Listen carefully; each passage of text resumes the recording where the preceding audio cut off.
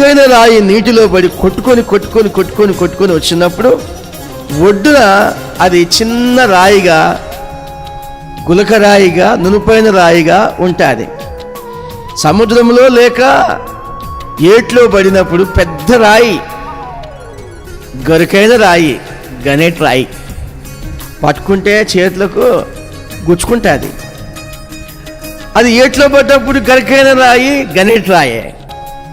కానీ ఏట్లో ఉన్న నీళ్లు ఫోర్స్కి అటు తలిగి ఇటు తలిగి, ఇటు తలిగి అటు తలిగి, అటు తలిగి ఇటు తలిగి, అటు రుద్దుకొని ఇటు రుద్దుకొని, అటు కింద పడి ఇటు కింద పడి, దానికి తగిలి దీనికి తలిగి, దీనికి తలిగి దానికి తలిగి, ఆ కాలువలో తగులుకుంటూ తగులుకుంటూ తగులుకుంటూ తగులుకుంటూ ఆ సముద్రములో అటు తలిగి ఇటు తలిగి, అటు బొర్లి ఇటు బొర్లి ఒడ్డుకు వచ్చిన తర్వాత అది చాలా చిన్న రాయి అయిపోతుంది.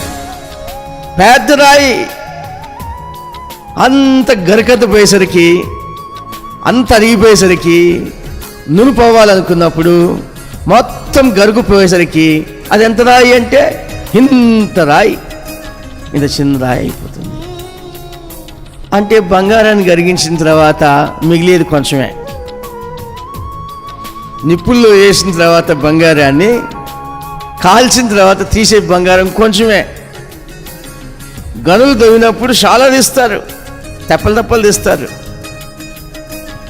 కానీ కరగదీసినప్పుడు మాత్రం వచ్చేది కొంచెమే.